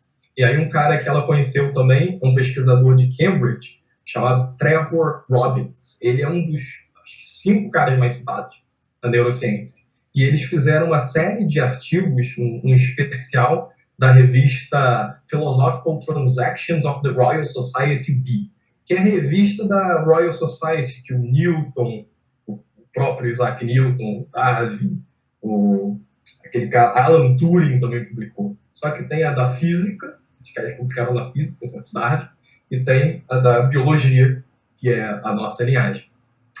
Bem, então essa é a pesquisa da Irina. E agora, como é que ela se conecta à polimatia, né? Então a gente viu que desses 12 escalas de temperamento, lembrando que são 4 linhas e 3 colunas, né? A gente viu uma associação grande de 6 linhas. Primeiramente, os 3 da escala neocórtica, que a gente chama, né? Que é processamento probabilístico, que é você ter a capacidade de formar rapidamente teorias sobre como as coisas funcionam. Plasticidade, que é você ter a capacidade de rapidamente fazer e traçar novos planos de ação. Sustentação da atenção. E aí, olha o meu tripé. Lembra que era abrangência, profundidade e integração? Sim. Sem sustentação da atenção, você não tem profundidade. Verdade. Aí cai no diletante. Então, eu posso fazer uma predição, embora eu não tenha feito esse estudo, né? A ciência boa é isso. Você prediz primeiro, põe sua mão no fogo e depois vê se o resultado vai. Não adianta você olhar para o resultado e depois fazer a teoria. É fácil. Mas a gente prediz que as pessoas que não se tornaram polímatas, é possível que tenham não é que tenham um desbalanço, elas tenham menos desse traço de sustentação da atenção. Na verdade, você ter muito disso, que é um desbalanço, né? Não é à toa que tantos gênios são desequilibrados, né? Porque você vive no limiar. E aí volta a questão do prêmio, né? Você está numa luta para ser um dos melhores do mundo, para estar na eminência, para deixar um legado, você tem que estar atuando consistentemente no limiar da capacidade humana. Isso é de um custo psicológico tremendo. Então, eu brinco, você tem 5% de chance de ter sucesso no seu projeto e 5% de chance de enlouquecer. Quantas pessoas no mundo vão aceitar se engajar? E o custo é enorme. Então, assim, 90% das situações, você só vai ter custo. Em 5%, você, além de ter custo, vai ficar maluco. Em outros 5%, você vai ter sucesso. Né? Então, é uma coisa enlouquecedora, né? Tá nessa luta pela eminência quando você está num campo muito, muito disputado. Né? Tipo, ser o melhor pianista do mundo, ser o novo Paganini. Né? Então, quantas crianças não enlouqueceram ou abandonaram tudo? Vários casos a gente viu. Volta e meia tem um prodígio matemático que testou QI de 210. Cara, de fato, é inteligentíssimo. Mas eles direcionaram tanto o prodígio que chegou aos 25, não quero mais estudar matemática. Abandona mesmo. Enfim, eu falei do neocórtico, né? Então são esses 3 altos e às vezes extremamente alto, o que pode ser perigoso. Então, se você não tem essas características tão altas, não se preocupe. Você está balanceado. Né? Ser balanceado não é ruim, na verdade, é o mais ótimo em termos sociais, né? É mais fácil para você viver. E quais são os outros 3? São 3 amplificadores emocionais, que é você segurar a impulsividade, de novo volta para o diletante, de novo volta para a questão da armadilha do aprendiz, né? Isso não é para mim. Então, segura. Às vezes às vezes não é. Então, você tem que segurar um impulso. É difícil. Tanto que muitos polímatas, antes de atingirem a maturidade, foi outro tema que eu falei, e bioquimicamente, desculpa, A maturidade do neocórtex é a partir dos 25 anos, então até os 25 anos é uma parte muito imatura. Então a gente tende, principalmente o ser humano do sexo masculino, tende a tomar umas decisões meio estapafúrdias, busca de sensação extrema, sem cálculo das consequências. Isso é muito comum. Né? Isso está associado também à falta da maturidade do neocórtex. Então, impulsividade. E, por último, não ter um neuroticismo elevado. Se neuroticismo é você evitar o novo, evitar incertezas, o polímata está toda hora mergulhando na incerteza. Sair do seu campo significa você abrir o peito para tomar muita porrada dos outras pessoas no seu novo campo. Não é um exercício fácil, não é um exercício gostoso. É sofrido. Tá?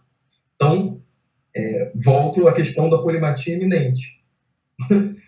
No fim das contas, é o quanto você aguenta sofrer diariamente para algum tipo de eminência. Mas deixa eu falar do lado bom, né, da eminência que você consegue através da positividade. Né? Tem outra linha. Não é todo mundo que, obviamente, que conseguiu a eminência que tinha algum desbalanço muito grande. Algumas pessoas tiveram uma experiência muito ótima, eram muito, como eu posso dizer, muito bem funcionalmente, né? E atingiram a eminência, né? Então, um dos caminhos para essa eminência ótima é exatamente você estar posicionado num campo que está em mudança, né?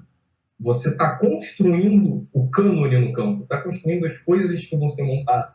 Que era o caso, ou melhor, você conseguir trazer também de algum outro lugar, ou ter algum insight para alguma pergunta muito importante no campo e que ninguém mais conseguiu. Que é o caso clássico do Einstein. A gente não pensa no Einstein como polímata clássico, né? Mas o Einstein atacou um problema que todo mundo na física conhecia, você já tinha uma batalha, não, né? Uma inconsistência de paradigmas. Então você tinha física clássica newtoniana, as equações de Clark-Maxwell da eletricidade, e elas já davam predições diferentes. Uma, a velocidade da luz ia ser estável, na outra ela ia ser, a velocidade da luz ia ser diferente, né? Em diversas circunstâncias, né? E, no fim das contas, Einstein levou a velocidade da luz estável, né? que contraria a física newtoniana. Mas, enfim, ele atacou esse problema a partir de insights novos e a partir de muita imaginação. E a gente tem milhares de relatos de como, não só a imaginação, que é a integração, né, no meu framework, de como a exposição musical dele ajudou. Né? Então, volta e meia ele conta a experiência de como ele imaginava coisas, ou como ele ia para o violino, né? Para ter até para relaxar ou para pensar, e parecia que ele conseguia conectar as coisas muito bem. Ele tinha não é uma imaginação no sentido apenas tem essa questão da brincadeira, né? Brincadeira é muito importante para descobertas científicas, né? Você brincar com a idade. Ele tinha isso, mas também voltada à resolução de problemas. Então, são essas dualidades que, quando o polímata consegue integrar, de um lado ele é brincalhão, do outro lado ele é sério. Sim. Então ele brinca com ideias, mas ele está resolvendo problemas sérios. Ele vai sério. Né? Então, ele, por um lado, estava imerso na física, mas, por outro, ele usava a imaginação, ele usava o violino, às vezes, como metáfora, como inspiração. Então, você conseguir integrar aparentes contradições é um outro traço muito peculiar no polímata. Isso foi corroborado de forma independente pela Angela Cotelesi. Ela fez toda a pesquisa dela sem me conhecer. E aí depois, quando eu olhei, eu falei, caramba, essa é exatamente a hipótese que eu fiz. Né? E aí Isso é muito legal, né? Quando você claramente não está procurando, ela não estava procurando corroborar nada do que eu falei, eu nunca Sim. conhecia, nunca tinha me lido, e corroborou, né, de forma independente, com uma metodologia diferente. Ela usou método qualitativo, entrevista em profundidade, e eu sou mais quantitativo, números, números, números. Né? Então é isso. Né? Principalmente o polímata, tá? A pessoa que, no fim, né, acaba se realizando através da polimatia e realizando a sua polimatia, ela tem esses traços do neocórtex, né? Pensamento probabilístico, plasticidade, sustentação da atenção, ela segura a impulsividade, ela não pode ter um neuroticismo muito elevado, e a confiança e a satisfação dela também tem que ser altas o suficiente para ela aguentar essas inserções em novos campos e enfrentar o status quo. Muita gente fala disso, mas fazer é muito mais difícil. A gente tem muita pressão e muitos prêmios para a gente se adequar ao status quo. Para você enfrentar o status quo, é custo, custo, custo, custo, custo, e talvez alguma coisa no futuro. Sim. Mas é muito custoso. Sim, eu acho que isso entra um pouco aqui na nossa pergunta final, que eu queria te perguntar em relação a que habilidades você acha que quem tem esse traço polimatia, essa multipotencialidade, precisa desenvolver para conseguir ter a polimatia como projeto de vida, chegar a ter uma eminência, uma contribuição, integrar conhecimentos. O que você acha que a gente precisa desenvolver para conseguir estar nesse caminho que, como você acabou de dizer, é difícil, né? Então, sobre a questão da polimatia ter o custo, né? O grande custo que eu estou falando, na verdade, é da polimatia eminente. Né? E tem outro nível da polimatia, vamos dizer assim, que é no nível profissional, que, por exemplo, você trabalha numa empresa e você é um profissional que consegue entender do produto e fazer a ponte com o comercial. Isso é extremamente valioso. Tá? Ou você é um jurista e entende também da parte técnica de uma empresa de engenharia. Mais uma vez, você encontra um diferencial valioso e isso não costuma ser muito custoso, porque a pessoa já tem isso também. Ela não precisa ser o melhor técnico, se ela for um jurista, melhor engenheiro, mas um interesse genuíno e uma atenção sustentada por algum período para entender o funcionamento, eu acho que é uma coisa que cada vez mais vão estar procurando nos profissionais. Concordo. E muitos profissionais que têm isso, e é minha evidência que a gente chama anedotal, né? Eu não tenho 1000 exemplares, mas nos exemplares que eu tenho, eles foram muito bem sucedidos em suas carreiras, exatamente ou trabalhando nas interseções ou trabalhando nos gaps, né? Nas lacunas. Isso é meio que óbvio, né? A gente sofre isso quando a gente tem um problema na empresa e ela cai numa lacuna. Tá? Não, isso é do departamento. Ah, não, é do outro. Todo mundo odeia quando isso acontece. Aí você fica sendo jogado de um departamento para o outro, né? Sim. Não tem quem preencha a lacuna. Eu acho que isso é uma questão que as organizações estão acordando cada vez mais e estão vendo que tem gente aí que nasceu para fazer isso. Que vocês não contratam esses caras. Porque vocês dão até, inclusive, um nome de um job description, né? Uma descrição de trabalho que não, o seu trabalho é integração. Assim, são coisas que, depois que a gente implementar isso, a gente vai olhar para tu, é óbvio, né? Enfim, eu vejo muita coisa que a gente pode hoje fazer em termos de polimatia no nível profissional. Que não é para o cara ser, né, ele não está tentando ser, sei lá, o maior, não sei o quê, do mundo. Que eu acho que é o caso que mais acontece com a galera que tá aqui no Muitos do Brasil, que segue, é atingir essa polimatia profissional mesmo. Eu acho que é isso a busca. A gente acaba, mais uma vez, a gente acaba na pesquisa indo muito para os eminentes, porque é onde você tem dados, né? Sim. É mais difícil você conseguir... Aí tem os estudos como o da Ângela Cotelessa. Ela viu pessoas que tinham alto grau de polimatia, que no caso dela, ela escolheu pessoas com habilidades artísticas e científicas, e conseguia fazer esse jogo. E eram pessoas extremamente bem-sucedidas também, né? Com um modelo diferente que eu usei. E, enfim, né? E isso não gerava um custo tremendo para eles, era inclusive gostoso. Porque a pessoa já tinha interesse, está ali na empresa, poxa, estou numa empresa técnica, deixa eu ver o que eu aprendo aqui. Né? Ou eu sou um técnico, mas a empresa precisa vender. Então, como é que o pessoal está vendendo? Né? Olha, a empresa precisa de finanças, como é que funciona? Como é que o dinheiro vem parar na empresa?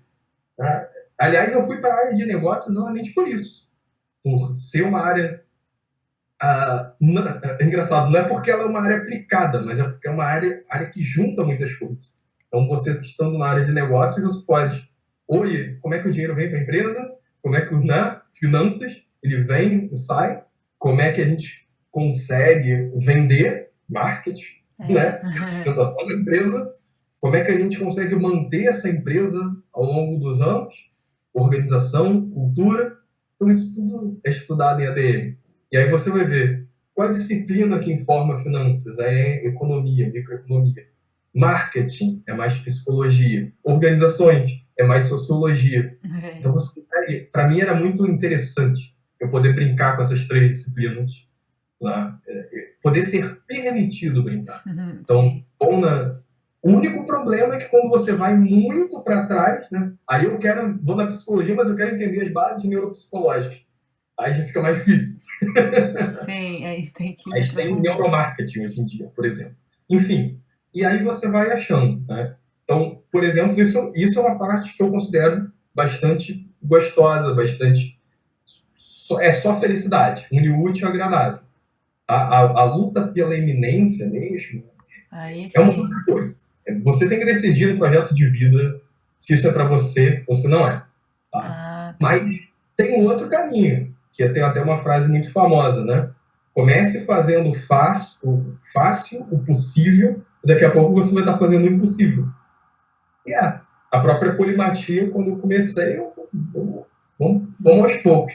E aí daqui a pouco você vai puxando, né, diversos caminhos, você vai puxando novelo de lã, daqui a pouco você puxou tanta coisa que você tem um suéter que ninguém mais tem.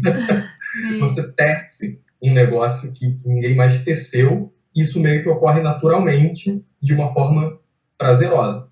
Mas, enfim, tem que alinhar bem essas coisas. Vamos lá, agora respondendo a sua questão mais diretamente. Que habilidades seriam boas, né, para uma pessoa com traço polimatia ou multipotencial desenvolver? Eu penso em procurar a parcimônia. Né? Vamos ver um mínimo de coisas que eu posso fazer uma lista de 50 habilidades, todas úteis, né? Mas vamos ver o que a gente pode fazer de redução para entender que princípios. Aí eu volto. Quando está perdido na vida, volta para os 3 princípios: abrangência, profundidade e integração. Como eu melhoro cada um dos 3? Tá? Então, tem pessoas que são naturalmente para abrangência. Né? Então, trabalhar mais a atenção, trabalhar a segurar a impulsividade. E tem pessoas que não fazem isso por medo do novo. Né? Não são polímatas, desculpa, por medo do novo. Elas se mantêm na segurança daquela área, daquela profissão. Ah, não, que custo. Quando eu fiz meu TCC, eu sofri tanto. Agora tem que fazer uma coisa nova. Né? Vamos trabalhar também. Né? E a integração. Você não está... Também muitos multipotenciais reclamam disso. Cara, eu quero fazer tanta coisa, mas eu não consigo concatenar. Né? Então, às vezes, esse é o mais difícil de todos. Né? Achar algum tema que seja integrador. É difícil achar interseções, achar sinergias. Mas quais habilidades a partir disso? Né? Então, meu primeiro conselho seria manter o foco nesses 3. Primeira coisa, ver o que está desbalanceado aí, se você quer seguir um caminho de vida mais polímata. E de habilidades, eu gosto, além de ser parcimonioso, né, não inventar tanta moda. O que tem de melhor que foi criado? Né? E aí o que tem de melhor, na minha opinião, são 2 coisas. A primeira, chamada triangular. Fazer triangulações, que é a base da ciência. Então, você tá com um problema. Como é que a gente ataca esse problema? Tem esse jeito. Então, a gente tem uma pandemia. Como é que vai atacar? Tem mil opiniões. Né? Triangular é importante. E, obviamente, estabelecer os méritos. Né? Mas a polimatia, né, ela exatamente vem em linha com a capacidade de triangular. Porque você só vai conseguir triangular bem se você tiver profundidade nas duas coisas, senão vai ficar raso, você vai estar buscando outra linha para corroborar o que você já quer, você só tem uma linha. Obviamente, abrangência, né? Você tem que ter mais opiniões, e a integração. Então, você ter essa habilidade de confrontar as coisas para chegar num novo que seja útil e que seja funcional. Que é a ideia da dialética da Grécia Antiga já era isso, né? Então, você tem A, tem B, você confronta e tenta chegar a C. Então, eu acho isso básico do pensamento sistemático que acabou levando para a ciência. Então, a boa ciência ela também é triangulável. Né? Então, o átomo funciona na física, funciona na química. Então, a gente busca essas triangulações. Então, seria basicamente o básico do pensamento científico.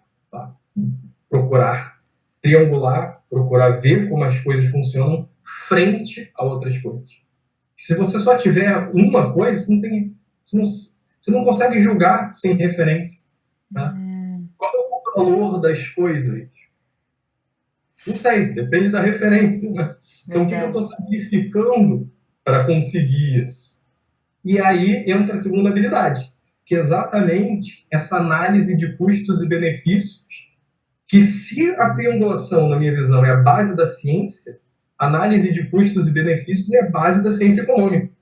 Então, você pegar um livro de processo decisório ou de microeconomia clássica, ali está todos os insights. Né? Então, tudo que os influencers aí estão falando está lá de forma, na minha visão, muito mais sistemática e muito mais, para mim, assim, muito mais útil. Né? Muito menos, como eu posso dizer, muito menos mistificado. Né? Então, uma das coisas que o polímata busca é exatamente ir dirimindo essas nebulosidades que levam, inclusive, à ineficiência. A ineficiência é você não entender o que funciona e o que não funciona. Né? E aí você acaba cometendo os mesmos erros sempre. Né? Mas como é que você sai desse ciclo? Você tem que ter abrangência para ver outras visões, tem que se aprofundar um pouquinho, tem que calcular. E tem que saber tomar decisões. Então, para mim, todo o resto é derivado. Coisas que falam muito, que é gestão do tempo, é variado, é derivado de você ter um bom processo decisório de custos e benefícios. Então, seu dia não vai mudar. Seu dia não vai mudar a duração do seu dia, né? Eu não durmo. Você está sacrificando. Eu tenho um amigo indiano que falava, cada hora extra, desculpa, ele falava em dólar, cada dólar extra que você ganha trabalhando a mais para sua empresa, além do que você deveria, são 10 dólares que você vai gastar na sua saúde no futuro. Nossa, né? Então, o pessoal fala, eu durmo quando eu morrer, ótimo, você está acelerando se não dormir. Né? Dormir é extremamente importante, principalmente se você tem uma atividade criativa. Executar, a gente consegue executar meio que no modo automático, mas aquele pensamento probabilístico, a plasticidade, e até você sustentar a atenção, experimenta, não dorme e tenta fazer uma análise desses 3 atributos. Você vê como vai decair. Tá? E eles são essenciais para você conseguir fazer exatamente essas integrações novas que são a base da criatividade. Então, o que eu consigo fazer com o tempo que eu tenho, com as oportunidades que eu tenho, e diferentes pessoas vão ter diferentes oportunidades. Enquanto um cara é pago para só estudar, outro tem que pegar um trem 2 horas, mas um ônibus para ir e voltar do trabalho. Sim. Então, as oportunidades não vão ser as mesmas. Isso, né, um fato e ele tem que ser enfrentado. Tá? E essa pessoa ela vai ter que achar algum mecanismo de conseguir buscar os projetos dela, tá? Sabendo que vão ter outras pessoas que vão estar buscando seus projetos de uma forma, inclusive, até muito mais facilitada. Mas a gente tem que... Por isso que eu vou... pé no chão, triangular e tomar decisão. E tentar tentar buscar clareza. Então, quando o negócio é nebuloso, você não consegue tomar decisão. Quando o negócio é complexo, você tem que conseguir olhar de cima para entender como são essas relações. Aí é a triangulação. Então, é isso. E aí, tudo, pelo menos, quando alguém perguntar como é que eu trabalho isso, na minha visão, acaba voltando para os 3 pilares, né? Então, o que está faltando aí para a gente entender? Está faltando a gente buscar coisas novas? Abrangência. Está faltando a gente escrutinar melhor o que exatamente esse problema quer dizer? O que exatamente esse elemento está fazendo aqui? Profundidade. Né? E a integração opa, agora sim, vendo como esse elemento funciona, trazendo esse elemento daqui, aí a gente consegue ter aquela visão. Por isso que eu gosto de uma figurinha que eu postei no LinkedIn, né? Que tem a pessoa que é o especialista comum, né? Aí tem assim um conjunto de estrelinhas, que são os conhecimentos dentro de um domínio. Aí ele teria uma estrela forte, né, em um lugar. Então, o cara que é conhecido por resolver aquele tipo de problema. Saiu daquele problema, ó, chama outro. Não procura, não. Tem o líder do campo, que ele consegue, dentro daquele campo, juntar muitas coisas, né? Ele consegue ter uma visão um pouco mais abrangente, por ter uma visão de campo mais profunda. É engraçado que uma coisa acaba levando a outra. E, por fim, você tem o polímata, que ele consegue, a partir de diversos campos, ter como se fosse uma visão externa da coisa. E essa perspectiva é muito, muito valiosa. Você resolve problemas que não estão sendo resolvidos através de perspectiva. Exatamente esse é o problema que a gente está tendo. Não. Einstein resolveu, novamente, aquele imbróglio da física com uma nova perspectiva. Então, é muito comum esse tipo de insight levar as coisas adiante. Mais uma vez, eu estou usando o exemplo da iminência, mas isso é a mesma coisa para o nosso dia a dia. Como é que eu resolvo esse problema agora? Às vezes você descobriu um app, ele faz isso. Então, às vezes é fácil, né? Mas e se você não tiver essa facilidade de mexer com app? Né? Então, para quem tem, às vezes é fácil. Mas são coisas que a gente vai trabalhando. Então, ter essa coragem, não, vou ir atrás e vou conseguir. Né? Não, tem esse app, mas eu tenho que baixar isso e eu tenho que fazer uma fórmula no Excel. Nunca fiz, não sou bom em número. Então, às vezes é um pouquinho a mais de esforço, você consegue resolver aquele problema. Você não está sendo o novo mago do Excel, mas você está resolvendo aquele problema que é útil para você e muitas das vezes é útil para a empresa. Sim. E aí volta, se é útil para você, útil para a empresa, né? Volta de novo para você com benefício. Tá? Então, eu até brinco com os alunos quando dava aula, né?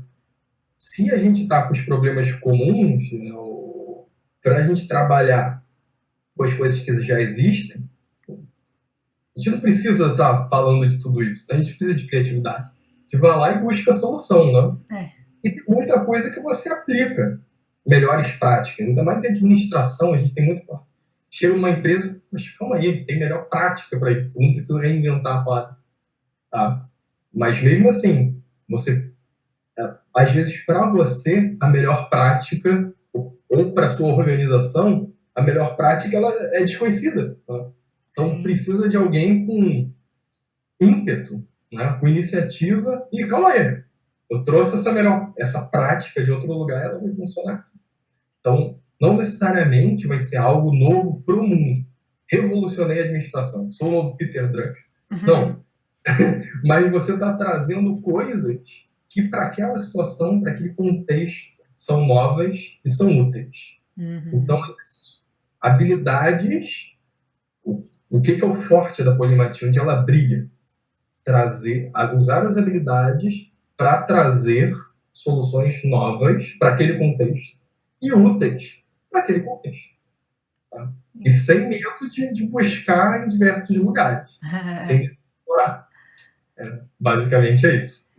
Incrível, Michael. Adorei. Muito obrigada por essa aula aí sobre polimatia, sobre multipotencialidade, sobre a ciência por trás de tudo isso, que eu sinto muita falta desse conteúdo, então fiquei super feliz de te encontrar e agradeço aí você ter compartilhado tudo isso com a gente. Nossa, eu que agradeço, foi muito bacana e estamos aí. Muito obrigado. Obrigada.